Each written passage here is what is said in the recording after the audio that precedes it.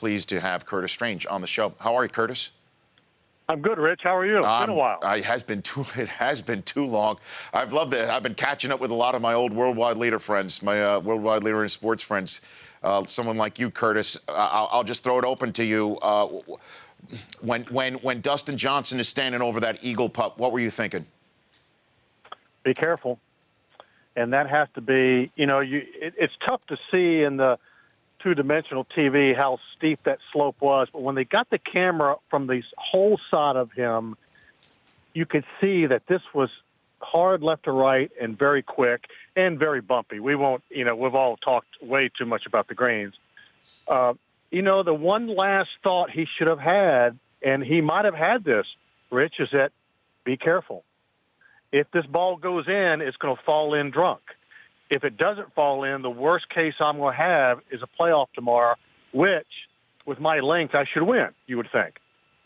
He just didn't do that, and as we've seen all week long, if you run it by on these greens, that's why the speed was so bad on most of these players, is because they just couldn't afford to run it 2 or 3 feet by ever, because you didn't know if you were going to make it, and he didn't coming back. I'd love for you to just lift the hood up on the mental aspect of this game, Curtis. What is it like standing over what looks like a gimme to force a playoff in a U.S. Open? What was clanking around Dustin Johnson's temples, you think?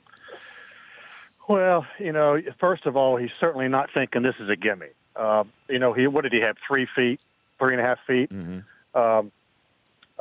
The greens aren't very smooth. It's the stage unlike anything you can ever imagine. It's the grandest stage other than the British Open we can be on. He's worked his butt off for 71 holes. Let's don't throw up on ourselves now and all the above. But the one thing he had to keep thinking to himself is just get it done. I've got to work hard for one more shot. I've got to do everything in my power to put a good stroke on this, and he didn't. It's we're not any different, Rich, than the 15 handicapper for $2, on Saturday afternoon. We think absurdly ridiculous negative thoughts a lot of times, but that is a case where you just couldn't let it creep in. You kind of had to be a man, and not that he's not, but. I've said to myself many times, okay, no good, blankety blank, be a man for once in your life. And you got to pump yourself up somehow and do anything you can to keep thinking about what's at hand right in front of you. And it seems, we haven't spoken about this on the program yet, so I might as well chat about it with you, Curtis, with Curtis Strange here on the Rich Eisen Show, that the mental aspect that used to be Tiger's strength has totally disappeared. And he got absolutely taken out by this course and the circumstances and everything that's going on with him. What do you think is going on with Tiger, as I'm sure you're going to see him at the old course in a couple of weeks? Yeah, it starts with not hitting the ball well and questioning your ability to hit the ball like you used to. And then when you don't do it for a while, you lose your confidence, and that's where the mental comes in. Now you don't have the confidence to take it back and hit it at that tough hole location. Now you lose more confidence, and you don't have that to take it and just play ordinary golf.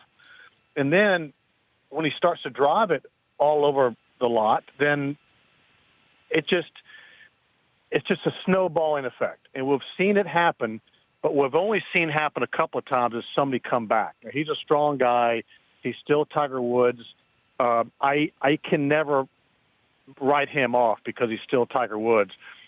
But the toughest part for him to come back and do well again is the mental aspect of it, and that takes a while. And there's a 21-year-old that seems to have that thing straightened out right now in Jordan Spieth. Just look at the way Jordan Spieth goes about it. It looks easy for him, doesn't it? Yeah, it does. It looks like he flows. He walks on air. Now, don't think he didn't get nervous at the end. He was jumping around like a chicken with his head cut off. But everything looks easy, and it's flowing, and it's going his way. Then you look at the same time, look at Tiger, and it's all a struggle. Even the simplest shots are a struggle now. So what do you think Spieth's chances are of going 3 for 3 with you and the tower there at the old course, Curtis? Well, I got to tell you, I was not rooting for or against really anyone yesterday. Any of the top 3 or 4 guys would have been a great Open champion, but with Spieth winning, it certainly makes the Open Championship a little more exciting for us at ESPN since we have it, and it's going to be a big week. And then you put on top of it that it's at St. Andrews. The way he putts, he could very well easily get it done if he can handle the pressure. So far, it looks like he can do that.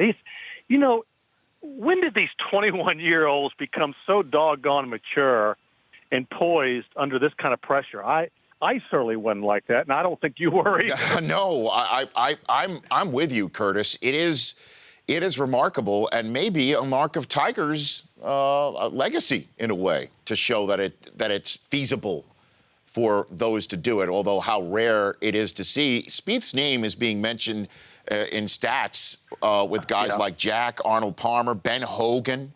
Gene Sarazen. These are some all-timers, Curtis. Yeah, and we'll see. Let's don't anoint him quite yet. Let's give him some time. And, my comment after he won the Masters, okay, he's won his first major at 21. Let's see how he handles the spotlight. Well, he won the very next major, so he's done a pretty good job of that. Now let's see how he handles a bigger spotlight.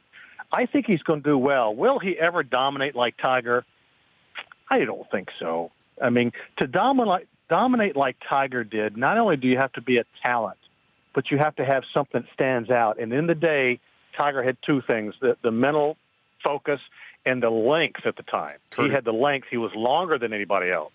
And for Jordan to dominate like that, he's going to have to be very, very straight, very consistent, and be hitting on all cylinders every single day. Curtis Strange, two-time U.S. Open champion from ESPN, joining me here on the Rich Eisen Show. What do you think is going on in the offices of the USGA this morning, Curtis? What do you think? Well, I know what I know what I know. I wish there would be a real dissecting of what we just went through for the last 4 days. And going to a golf course, I don't mind going to a golf course as not so traditional like a Winged Foot, Oakmont, Shinnecock, whatever. I like stepping outside the box a little bit, going to a modern, big property. What I didn't really warm up to was it was over the top, the slopes over the top. Everybody said, Rich, and I'm sure you've played over there at Links golf courses. Links golf courses are relatively flat. Now, they have their bumps and bruises, but they're pretty flat because they're played in sand dunes. And then all of the greens have bumps and bruises, but they all are pretty flat in general. So this was anything but flat. And I just thought when I saw balls running across fairways that could not have been hit any better run into the muff, and putts going up away from the hole and then down 15 feet off the slope because that was the only way to get it close to the hole. I applaud the guys for using their imagination, and that's where the USGA will say, hey, we got them to use their imagination. It was a little bit different. But I just thought it was a little bit goofy. I thought it was a little bit goofy. Yeah, but eight players finished under par, which other than Congressional matched the most since the 94 U.S. Open at Oakmont. So players were scoring when it all was said and done. And one of the most outspoken critics of the greens, Billy Horschel, shot 3 under.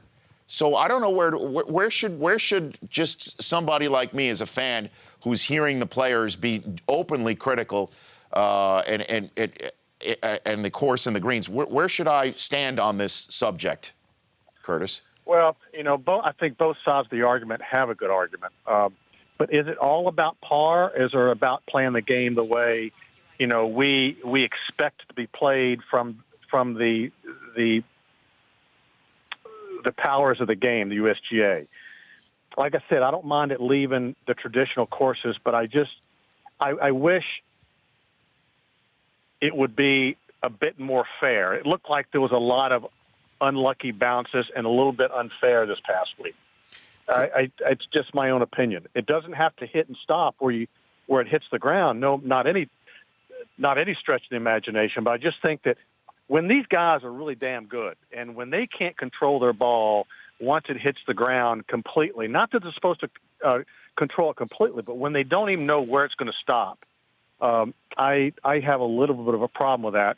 Now, why the score so low? I don't know. We could probably talk about it all day. I think the rough wasn't as bad as ordinarily it is. The course played very short because it ran out so much.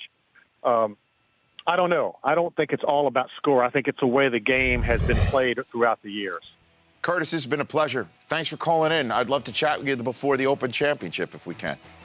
We'll do that. Thanks, Rich. Oh, you bet. Thanks. That's Curtis Strange of ESPN, the worldwide leader in sports. He will be there with the rest of the ESPN crew. The Rich Eisen Show, weekdays at noon Eastern. On Audience.